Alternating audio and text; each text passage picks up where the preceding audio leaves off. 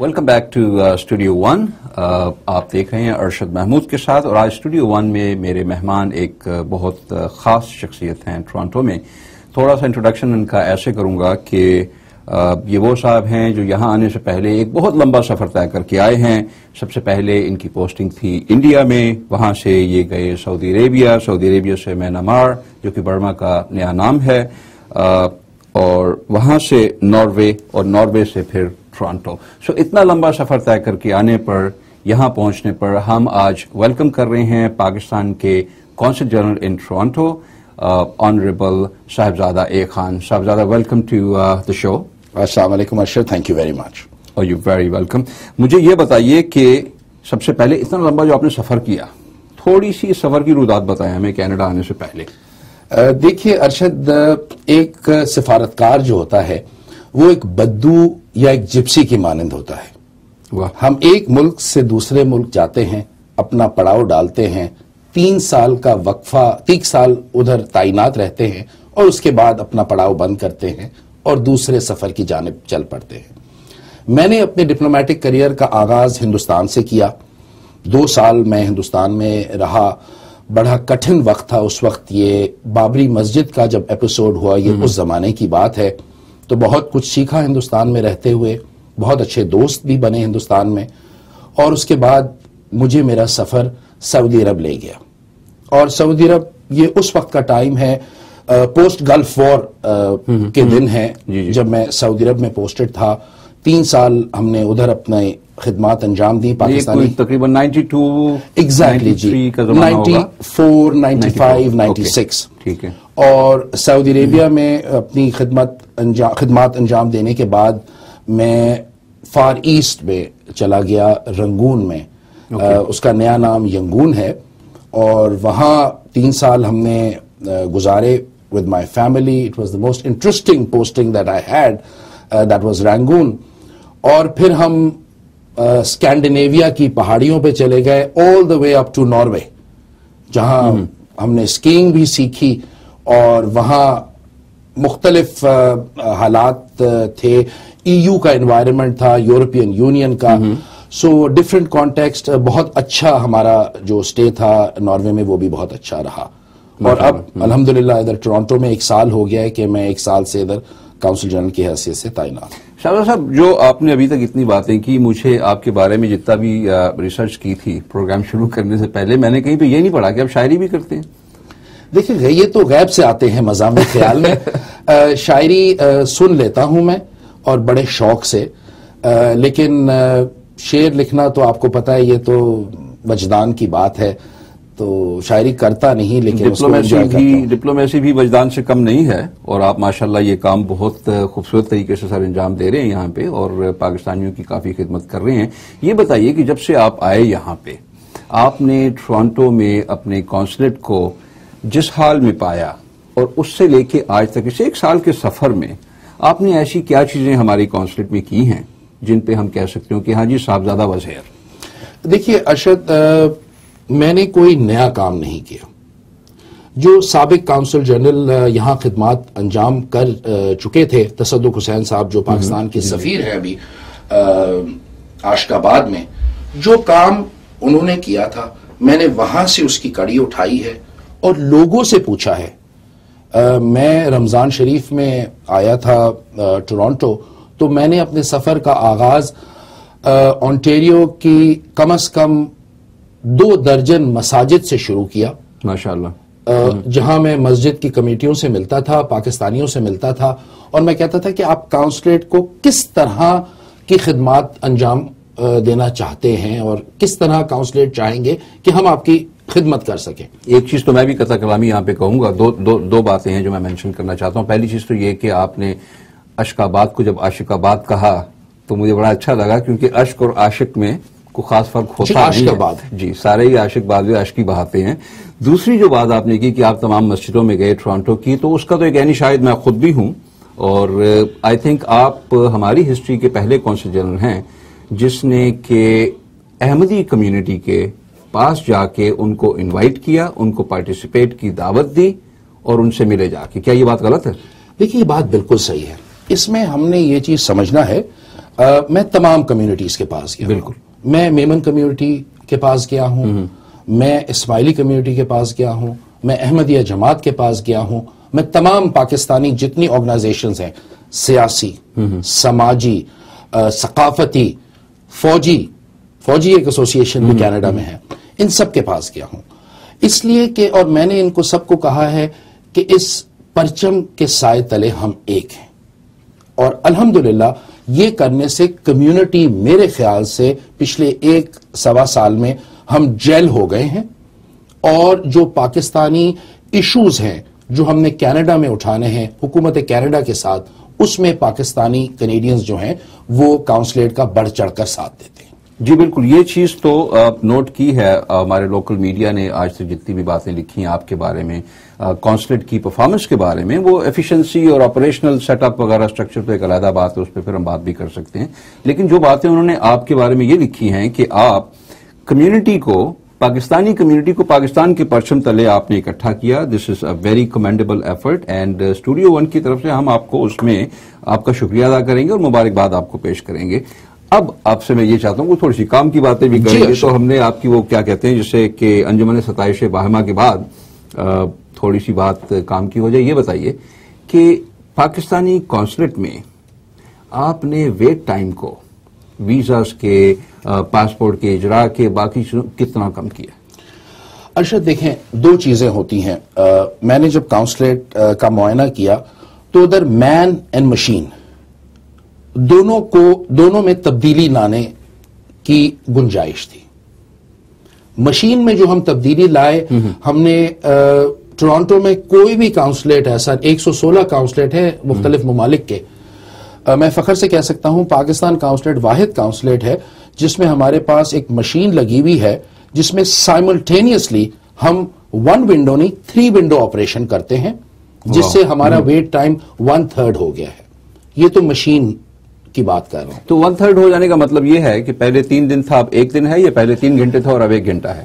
دونوں ہے. مثال کے طور پہ آپ کاؤنسلیٹ میں آتے ہیں تو عموماً 3 مختلف کاموں میں کے لیے آتے ہیں, یا پاسپورٹ کے لیے آتے ہیں, یا ویزے کے لیے, یا آپ اپنا نائکاپ بنانے کے لیے. ایک کام اور بھی ہوتا ہے صاحب, آپ کے دفتر میں بیٹھ کے اچھی سی چائے پینے کو بھی آتے ہیں. چونکہ ہماری چائے پاکستان سے آتی ہے, وہ لپٹن ہم پاکستان سے منگواتے ہیں.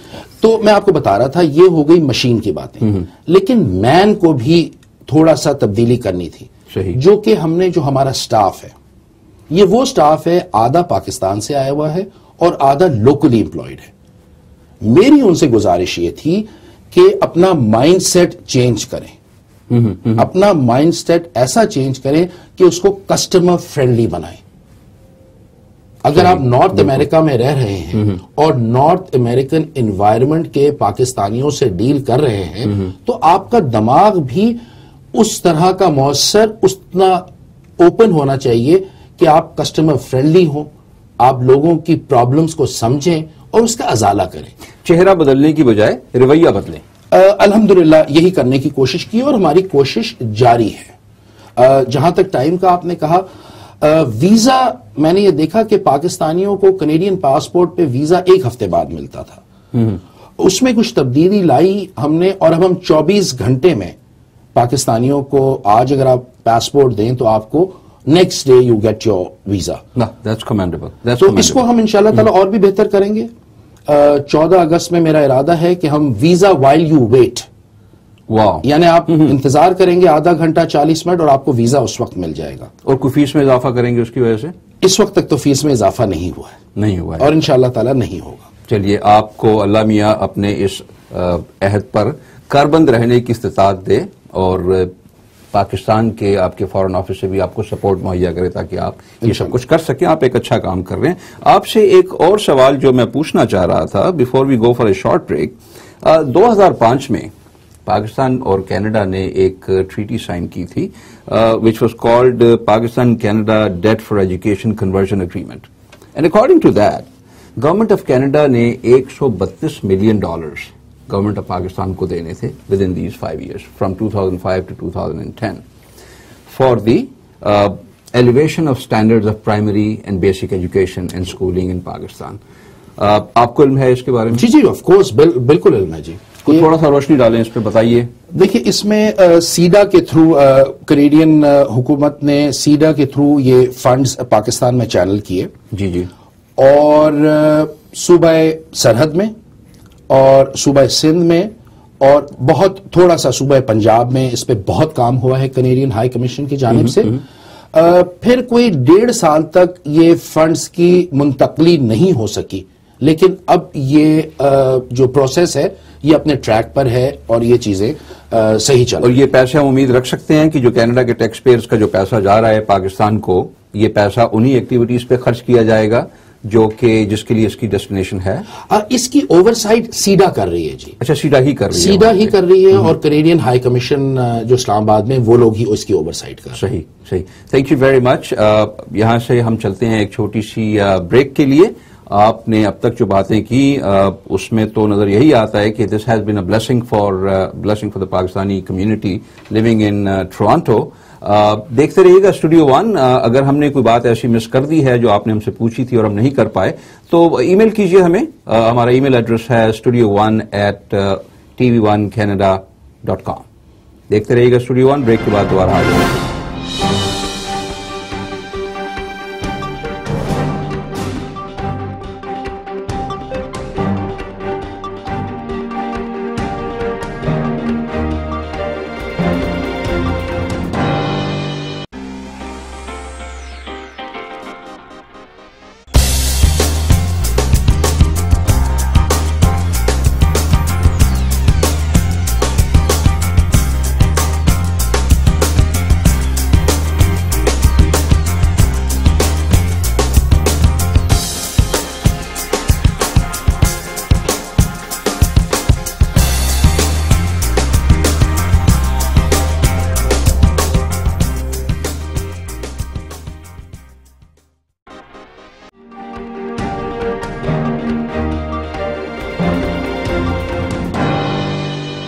Welcome back to studio one, جہاں پہ آج میرے مہمان ہیں پاکستان کے consul general in Toronto Sahibzada A Khan, جن سے ہم بات چیت کر رہے ہیں. بریک سے پہلے بات ہو رہی تھی اور جو اگلا کوشچن صاحبزادہ صاحب جو میں آپ سے کرنا چاہ رہا ہوں، ایک بڑی ہی پچھلے دنوں نہیں بلکہ کل کی تاریخ میں ایک بڑی افسردہ خبر اور سیڈ نیوز جو ہم نے پڑھی پاکستان کی میڈیا میں اور انٹرنیشنل میڈیا میں، وہ سلمان تاثیر صاحب کا قتل تھا.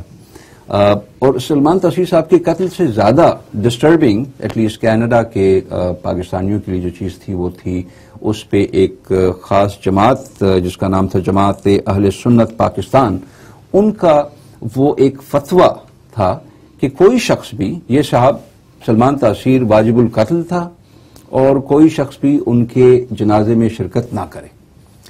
تو یہ جو ریڈیکلائزیشن ہو رہی ہے، پولرائزیشن ہو رہی ہے ہماری کمیونٹی کی پاکستان میں، ہم لوگ یہاں پہ 6000 میل دور بیٹھ کے بہت فکر مند ہوتے ہیں. اس کے بارے میں تھوڑا سا بتائیے. ارشد، بہت ضروری ہے. جب ہم پاکستان کی ریڈیکلائزیشن کی بات کرتے ہیں، یہ اچانک نہیں ہو گئی. یہ 1980 کے قریب شروع ہوئی، around the time of the Soviet invasion. صحیح. جب ویسٹ نے کہا کہ جہاد کوشر ہے اور جہادی اس علاقے میں آئے پاکستان افغانستان کے بارڈر میں اور سب ٹھیک ہے. روس پسپا ہو کر چلا گیا اور امریکہ اپنی آنکھ بند کر چلا گیا. لیکن یہ جتنے جہادی تھے، the first generation I'm talking about, they remained in our border areas. یہ اب چیفٹنز بن گئے ہیں، یہ اب لارڈز بن گئے ہیں، یہ اب قبائلی لیڈر بن گئے ہیں. اور ان کی جو سیکنڈ جنریشن ہے، they are the fighters now. Now let me explain it to you in another way. Now this was the Frankenstein that the Western powers created themselves. اور یہ اب فرینکنسٹائن جاگ چکا ہے and it's now bent upon unleashing terror. Pakistani society پر یہ radicalisation 1980 سے چل رہی ہے. انٹالرنس سوسائٹی کے اندر بڑھتی جا رہی ہے. Religious intolerance, political intolerance, social intolerance. آپ پاکستان جائیے، دیکھیے کہ اگر کوئی ٹریفک سگنل پہ کوئی کھڑا ہے اور گاڑیاں ایک دوسرے سے پہلے نکالتے ہیں تو وہ کتنی غصے سے آپ کی طرف دیکھتے ہیں. وہ تو ایک بات ہو گئی انٹالرنس کی، سوشل بیہیویئرس کی، لوگوں کی بات ہو گئی. آپ نے تھوڑی دیر پہلے کہا کہ امریکہ نے، ویسٹرن ورلڈ نے وہ جو جہاد کا ہمیں ایک کریٹ کر کے دے دیا تھا، ہوا بنا کے وہاں پہ کھڑا کر دیا to get rid of Russia, وہ بھی کر دیا. کیا ہمیں پہلے سے پتہ نہیں ہے کہ امریکہ نے آج تک سارے ملکوں کے ساتھ، جہاں کہیں پہ بھی گئے، ویتنام میں گئے، کوریا میں گئے، اب افغانستان میں گئے، سبھی ملکوں کے ساتھ یہی کیا؟ تو ہم نے اگر یہ سب جانتے بوجھتے ہوئے بھی ان کو بلایا کہ ہم یہاں آ جاؤ، ہمارے گھر میں بیٹھ جاؤ، ہم تمہارے ساتھ مل کے ان کو بھگاتے ہیں یہاں سے، افغانستان سے، رشیا کو، تو یار یہ تو ہونا ہی تھا. آفٹر اس کے تو جو کانسیکوینسز تھے وہ تو ہم نے سنبھالنے ہی تھے. مگر آئی ول گیو یو دیٹ کہ ٹھیک ہے اس میں ایکسٹرنل فیکٹرز انوالو تھے. مجھے آپ یہ بتائیے کہ جو شخص لاہور میں جب ان کو اس کے قاتل کو سلمان تاثیر کے پیش کیا گیا کورٹ میں، تو لائرز نے اور عام لوگوں نے، جو کہ نہ جہادی تھے، نہ وہ لوگ نارتھ ویسٹرن فرنٹیئر پروونس یا کہیں اس ایسے علاقوں سے تعلق رکھتے تھے، کامن لاہور کا شہری، وہ ہار پہنا رہے ہیں، اس کو شاباش دے رہے ہیں کہ تو نے بہت اچھا کام کیا. تو مقصد یہ ہے کہ ہمیں جو ریڈیکلائزیشن جس کی میں نے آپ سے بات کی، وہ ہے کہ اسٹریٹ لیول پہ سوچ بدلنی ہے. اور سوچ کس طرح بدلی جاتی ہے؟ سوچ تعلیم سے بدلی جاتی ہے. بالکل. پچھلے کئی سالوں میں تعلیم پہ آپ بجٹ دیکھ لیجئے، آپ کا 2.3% of the budget is spent on education. Correct. Until unless آپ تعلیم پہ ایک بہت بڑا اماؤنٹ نہیں خرچ کریں گے تو لوگوں کی سوچ اسی طرح پسماندہ سوچ رہے گی. پسماندہ سے پسماندگی کی طرف آؤں گا جب آپ اکنامک اپرچونٹیز لوگوں کو نہیں دیں گے، whether it's southern Punjab, whether it's Pakhtunkhwa, whether it's the tribal areas. جب پسماندگی ہوگی تو لوگ القاعدہ یا طالبان نیریٹو جو ہے وہ ان کو اپیل کرے گا، بیکاز جہالت ہوگی، غربت ہوگی، اس سے وہ لوگ اس طرح کے جو ایکسٹریمسٹ ایلیمنٹس ہیں ان کی طرف مائل ہوں گے. اور یہی کچھ ہو رہا ہے پاکستان میں. ضرورت جس امر کی ہے، نہ صرف ارشد حکومت پاکستان کی یہ ذمہ داری ہے بلکہ سول سوسائٹی کی بھی یہ ذمہ داری ہے. بالکل بالکل. اور بلکہ میں تو یہ کہوں گا کہ انٹرنیشنل پاورز کی بھی یہ ذمہ داری ہے کہ اس وقت جو پاکستان ایک جنگ کی کیفیت میں ہے، the war on terror، یہ صرف ہماری جنگ نہیں ہے، ہماری بھی ہے. ہماری جنگ تو یہ صاحبزادہ صاحب تھی ہی نہیں، یہ تو جنگ ہی کسی اور کی تھی. یہ تو ہم نے اپنے اوپر لے لی نا، مسلط کر لی اپنے اوپر. ہماری جنگ تو تھی نہیں. جب ان لوگوں نے، اگر یہ صرف ایلائڈ فورسز یا افغانستان کی طرف اپنا یلغار رکھتے پھر تو ہماری جنگ نہیں تھی ارشد. جب انہوں نے ہمارے اسکولوں میں، ہمارے کالجوں میں، ہمارے پیٹرول پمپس پہ، ہماری مساجد میں، ہمارے بازاروں میں، ہمارے گھروں میں آ کر انہوں نے بام بلاسٹ کرنے شروع کیے تو یہ ہماری جنگ بن گئی. میں وہی تو بات کر رہا ہوں کہ یہ ہماری جنگ بن گئی، ہم نے اپنے اوپر لے لی. اس کی وجہ یہ تھی کہ 1900، اگر آپ سمجھتے ہیں کہ 1990 تک اگر ہم بات کریں تو اس تک کے جو پیریڈ میں یہ جنگ محدود تھی. یہ طالبان کا نفوذ، طالبان کا اثر، طالبان کا انفلوئنس پاکستان کے شہری علاقوں میں نہیں تھا. آج پاکستان کے کیپٹل میں، اسلام آباد جیسے شہر میں، جو کہ سب سے خوبصورت، سب سے پیارا، سب سے اچھا، سب سے پراپر شہر ایک بنا تھا اور محفوظ شہر بنا تھا، جہاں پہ ہمارے سب سفارت خانے ہیں، اگر وہاں پہ آپ کا جان، آپ کا مال، آپ کی عزت، کوئی چیز کسی سوسائڈ بامبر سے محفوظ نہیں ہے کسی بھی وقت، when it has become a part of daily life. اور ہمارے لیے لمحہ فکریہ جو ہے نا وہ یہ ہے کہ ہم نے اسے ایکسپٹ کر لیا ہے. اب وہ it has become a part of our daily life. لوگ اپنی شام کی پلاننگ جو ہے پاکستان میں جب نکلنے کی کرتے ہیں تو ان کے ذہن میں ہوتا ہے کہ یار جا تو رہے ہیں. یہ بات کر رہا تھا میں. نہیں ارشد، میرا خیال ہے جو آپ اسلام آباد کی مثال دے رہے تھے، میں اس کو اس نظر سے دیکھوں گا کہ صرف اسلام آباد سیف نہیں ہونا چاہیے. میرے خیال سے یہ اسٹیٹ کی ذمہ داری ہے کہ پاکستان کا ہر شہر، کراچی سے لے کے خیبر تک سیف ہونا چاہیے. سیف ہونا چاہیے. تمام شہروں کی security, safety of life, liberty, property Islamabad کی مانند ہونی چاہیے. سیکرٹ ہے، سینکٹیٹی ہے ہماری. ایگزیکٹلی. لیکن یہ اس پہ تھوڑا سمجھنے کی کوشش کریں. جس طرح سوات کا آپریشن افواج پاکستان نے کیا اور بڑا کامیاب آپریشن کیا، اس میں جو ریفیوجیز سوات سے نکلے جن کو آئی ڈی پیز ہم کہتے ہیں انٹرنلی ڈسپلیسڈ پرسنز، ان کے ساتھ اسی بھیس میں، اسی کپڑوں میں، اسی زبان میں، اسی شکل و صورت میں یہ جو انتہا پسند تھے یہ ان کے ساتھ نکلے سوات سے، پشاور آئے، ریفیوجی کیمپ میں بریانی کھائی، اس کے بعد ہمارے شہروں میں پھیل گئے. بالکل. جب افواج پاکستان نے آپریشن کیا ساؤتھ وزیرستان میں تو وہاں سے یہ ایکسٹریمسٹ ایلیمنٹس کافی سارے، کچھ لوگوں نے تو فوج کا مقابلہ کیا، باقی نے ایز اے ٹیکٹیکل ریٹریٹ وہ ہمارے اربن ایریاز میں آ گئے.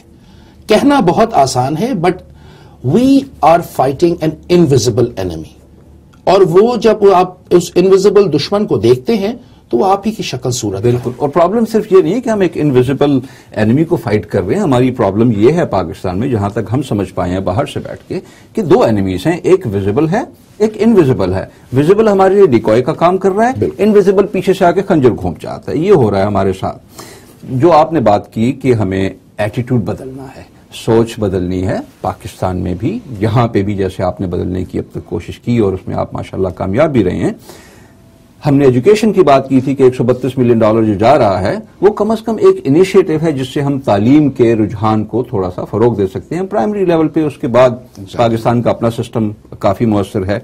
آپ مجھے یہ بتائیے، ایک جو اور بات آپ سے میں کرنا چاہ رہا تھا، آپ نے بات چھیڑی یہ ان کی حریت پسند کو جن کو کہتے ہیں یا طالبان کی یا لیڈرز کی.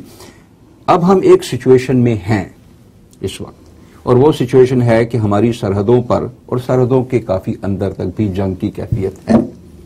اب ہم کینیڈا کے ساتھ، پاکستانی ہونے کی حیثیت سے کینیڈا کے ساتھ اور کینیڈین ہونے کی حیثیت سے پاکستان کے ساتھ ایک کوآپریشن کا ایٹیٹیوڈ رکھتے ہیں.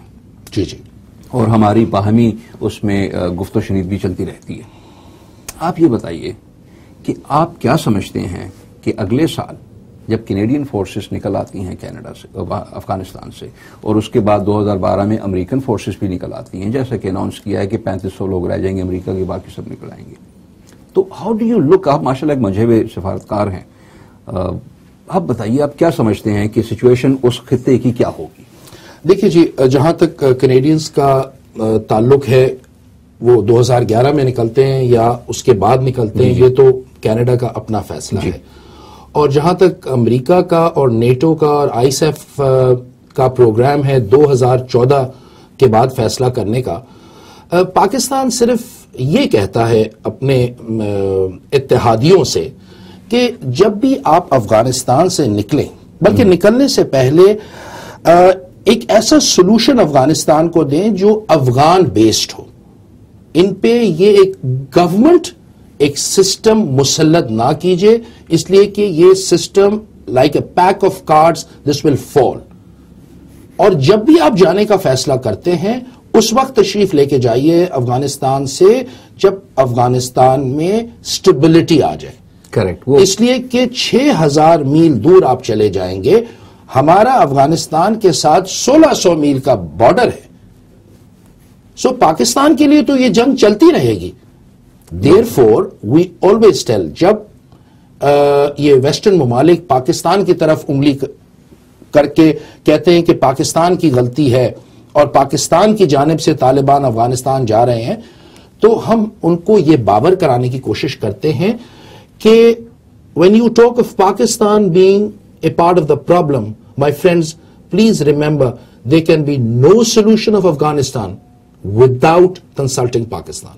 جی بالکل، آپ نے صحیح کہا کہ Pakistan is not only a part in the problem but also is a part of the solution. There can be no solution without Pakistan. آپ دیکھ رہے ہیں اسٹوڈیو 1 جہاں پہ آج ہمارے مہمان ہیں پاکستان کے consul general in Toronto Canada Sahibzada A Khan, جن سے ہم بات کر رہے ہیں.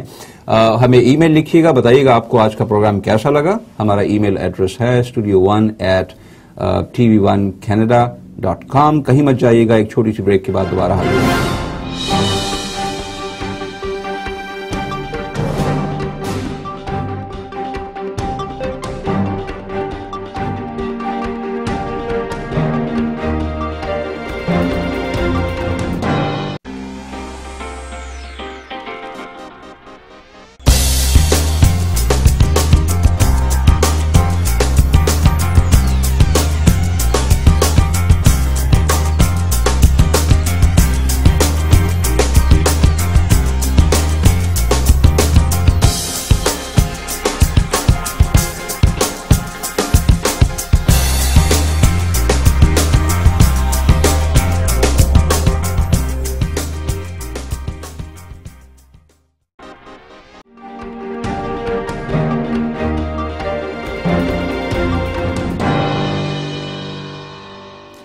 Welcome back to studio one Arshad Mahmood کے ساتھ، جہاں پہ آج ہمارے مہمان ہیں، ہمارے ساتھ تشریف رکھتے ہیں پاکستان کے consul general in Toronto Canada Sahibzada A Khan, اور جن سے ہم بہت سی باتیں کر رہے ہیں۔ صاحبزادہ صاحب، یہ بتائیے کہ آپ کی ماشاءاللہ جو مشق سخن ہے وہ تو ہم نے پہلے ہی دیکھ لی، اسکینگ کا بھی شوق رکھتے ہیں۔ آپ سے بات ہو رہی تھی تھوڑی دیر پہلے، تو آپ نے کہا ناروے میں آپ نے کوئی اسکینگ وغیرہ؟ ہاں جی، بلکہ ناروے میں نہیں بلکہ بلو ماؤنٹین پر پچھلے سال، اس سال تو ابھی تک نہیں جا سکے، پچھلے سال میں نے، میرے بچوں نے الپائن اسکینگ کی۔ اس کے علاوہ میں آئی پلے گولف ریگولرلی ان مارکھم۔ کیا ہینڈی کیپ کھیل رہے ہیں آپ؟ سنگل ہینڈی کیپ جی 9 کھیلتا ہوں جی۔ ماشاءاللہ، تو آپ تو پرو کے لیول پہ ہی آ گئے نا پھر 9 کا، جب ٹائم مل جائے جی۔ واہ واہ، ایکسلنٹ۔ اور اس کے علاوہ آرٹ سے، فن سے آپ کا شغف ہے؟ ضروری ہے جی، بیکاز پاکستان کی طرف جب لوگ دیکھتے ہیں تو وہ پوری دنیا پاکستان کا آرٹ، پاکستان کا کلچر، پاکستان کی ثقافت، یہ ساری چیزیں بھول گئی ہے۔ اب وہ صرف ہمیں افغانستان کے پرزم سے دیکھ رہے ہیں کہ یہ طالبان لینڈ ہے، تو یہ ہم باور کراتے ہیں کینیڈین مین اسٹریم کو بھی کہ ہم طالبان لینڈ نہیں، we are a nation of 180 million people. How can 180 million people be Taliban? اور 5000 سال پرانی ہسٹری کے ساتھ جی، یہ بھی نہیں ہے کہ ایک کوئی ایسی نیشن ہے جس نے 300 یا 400 سال پہلے جا کے وہاں پہ ٹھکانہ کیا۔ انڈس ریور کی سیولائزیشن جو ہماری پاکستان کی اور انڈیا کی سیولائزیشن ہے، بیسیکلی 5000 سال پرانی ہے۔ ہم نے، جیسے آپ نے ابھی کہا اور بالکل صحیح کہا، اور بہت سے پاکستانی آپ سے یہاں پہ رہتے ہوئے اتفاق کریں گے کہ ہم نے وہ جو ایک پیریڈ تھا ہمارا پاکستان بننے سے پہلے کا، جو ہماری ہسٹری تھی، ہماری ٹریڈیشن تھی، روایات تھی، ثقافت تھی، کلچر تھی، آرٹ تھا، سب کچھ تھا، گندھارا تھا، موہنجو-دڑو تھا، ان سب چیزوں کو ہم نے یکا یک صفحہ اپنے کتاب کے صفحے سے پھاڑ کے پھینک دیا، اور اس کے بعد کہا جی ہم تو نئے سرے سے شروع کریں گے۔ نئے سرے سے شروع کرنے کی کیا ضرورت ہے یار؟ لیکن ارشد بات یہ ہے کہ میرے قائد کے پاکستان کو ہر 10 سال بعد کسی نہ کسی نے اغوا کیا۔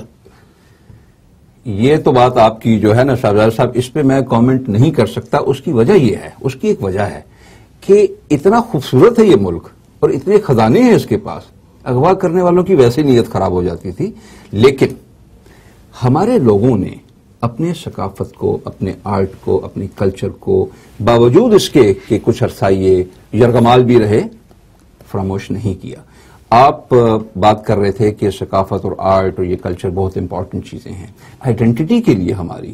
ریلیجن کے علاوہ بھی بہت کچھ ہے، بہت آپ نے بالکل صحیح کہا، اور وہیں پہ ہم چاہیں گے کہ آپ یہ میسج کینیڈا کے لوگوں کو بتائیے کہ کینیڈا میں پاکستانی جو رہ رہے ہیں اور جو پاکستانی پیچھے ملک میں بیٹھے ہیں، ان کا آرٹ کیا ہے، کلچر کیا ہے، لائیے ڈیلیگیشن لائیے۔ دیکھیے ارشد، آپ کو اچھی طرح سے معلوم ہے، آج سے 6 مہینے پہلے ہم نے کاؤنسلیٹ کے دروازے کھولے۔ We converted the Pakistan consulate into an art gallery, اور ساتکین کے کام، ان کی تصاویر سان فرانسسکو سے ساتکین فاؤنڈیشن سے ادھر ہم نے منگوائیں، اور 1 مہینہ وہ ایگزیبیشن کاؤنسلیٹ میں چلی۔ پاکستانی بھی آئے دیکھنے، لیکن جب انگریز آیا، جب مین اسٹریم کینیڈین آیا، تو وہ ہکا بکا رہ گیا۔ اس نے کہا یہ پاکستانی آرٹسٹ کا کام ہے ساتکین کا، اور انشاءاللہ تعالی ہم ان قریب کاؤنسلیٹ میں جناب جمی انجینئر صاحب کا کام اور ان کی ایگزیبیشن بھی لے کر آنے والے ہیں، تاکہ ہم آشنا کرا سکیں مین اسٹریم سوسائٹی کو کہ ہمیں افغانستان کے پریزم سے صرف نہ دیکھا جائے۔ ارشد، آئیڈینٹی کی تھوڑی سی بات کرتا ہوں۔ یہ پاکستان ایک ٹرانزیشن فیز میں، لوگ پاکستانی جب میں ملتا ہوں وہ کہتے ہیں ہائے مر گئے، ڈوب گئے، مٹ گئے، لٹ گئے۔ بالکل نہیں، we are in a phase of transition. Pakistan کی آپ لوکیشن دیکھیں، we are located at the crossroads of energy corridors. کوئی ملک نہیں۔ پاکستان کی پاپولیشن دیکھیے، 90 ملین پیپل، آدھی پاپولیشن 25 سال سے نیچے کی عمر میں۔ So we don't have an ageing population like Europe اور نارتھ امریکہ۔ ٹھیک ہے جی، 2 چیزیں۔ Pakistan has the 6th largest military in the world. ہم پہ بری نگاہ انشاءاللہ تعالیٰ کوئی بھی نہیں ڈال سکتا۔ We are a nuclear power. Civil society کی طرف دیکھ لیجئے، پاکستان میں پچھلے 2 3 4 سالوں میں جو واقعات ہوئے ہیں، اس میں سول سوسائٹی نے کتنا مثبت کردار ادا کیا ہے۔ So we have a growing civil society. اور جو بہت امپورٹنٹ چیز ہے جو ہم نے نوٹ کی بطور جرنلسٹ، پاکستان میں جرنلزم اس وقت اپنی جس سٹیج پہ ہے، میں یہ سمجھتا ہوں کہ بہت سارے سویلائزڈ فرسٹ ورلڈ کے ملکوں میں بھی جو اپنے آپ کو ڈیموکریٹک کنٹریز کہتے ہیں جرنلزم کا وہ سٹیٹس نہیں ہے جو پاکستان میں. جتنی صحافت آزاد ہے کہ آپ بیٹھ کے ٹیلی ویژن پہ کسی بھی منسٹر کو بلا کے اس کے تیا پانچا کر دیتے ہیں اور وہ سنتا ہے اور لوگ دیکھتے ہیں بیٹھ کے اسے, اور وہ کل کو اریسٹ نہیں ہوتا اس کے بعد. نہیں, انشاءاللہ اسی طرح پاکستان میں ٹالرنس آئے گی. اور میں صرف اپنے ہم وطنوں کو یہ کہنا چاہتا ہوں, please don't lose hope. Pakistan نہ صرف مادر ملت ہے آپ کے لیے, بلکہ آنے والے سالوں میں یہی آپ کی شناخت ہے. دنیا بدل چکی ہے 9/11 کے بعد. آپ دنیا کے کسی بھی خطے میں رہتے ہوں ارشد, آپ کی شناخت پاکستان ہی رہے گی. سو نہ صرف پاکستان کے لیے دعا کیجئے, میری گزارش ہے پاکستان کے لیے دعا بھی کیجئے. اور جس طرح آپ کرتے آئے ہیں, 2005 میں ارتھ کویک میں پاکستانی کینیڈینز نے کروڑوں روپیہ یہاں سے بھجوایا. اس سیلاب جو آیا اس میں دیکھ لیجئے دل کھول کے آپ نے پاکستان کی خدمت کی. جی بالکل. میری گزارش یہ ہے کہ اس وقت پاکستان تکلیف میں ہے, اس وقت پاکستان تکلیف میں ہے, اور میں آپ سب سے گزارش کروں گا کہ پاکستان کی کفالت کیجئے. یہ وہ ماں ہے جس نے آپ کو کینیڈا بھیجا, کس طرح کفالت کریں گے؟ پاکستان میں جو غریب لوگ ہیں, خاص طور پہ جو سیلاب کے بعد اپنے گھر بار جن کے لٹ چکے ہیں, ان کی کفالت کیجئے. ایک ایک خاندان کی کفالت کر لیجئے. $200 یا $100 مہینے کے ان خاندان کو بھجوائیے. یہ نہیں کہتا کہ حکومت کی طرف سے بھجوائیے, آپ اپنے رشتہ داروں کی طرف سے بھجوائیے تاکہ ان کی کفالت ہو جائے, ان کی تعلیم ہو جائے, ان کی صحت کا کوئی بندوبست ہو جائے. اس طرح انشاءاللہ تعالی پاکستان اپنے پیروں پہ دوبارہ کھڑا ہوگا. اور چھوٹی موٹی جو پاکستان میں اب آپ دیکھتے ہیں ارشد, شروع میں آپ میرے سے ذکر کر رہے تھے کہ پاکستان میں پولیٹیکل انسٹیبلٹی ہے. میں یہ سمجھتا ہوں کہ یہ جمہوریت کی خوبصورتی ہے کہ سیاسی پارٹیاں آپس میں بیٹھتی ہیں, کبھی مفاہمت ہوتی ہے, کبھی لڑائی جھگڑا ہوتا ہے. پاکستان میں جمہوریت کو پھلنے پھولنے دیجئے تاکہ ہماری جو پولیٹیکل سول سوسائٹی ہے وہ بھی میچور ہو سکے.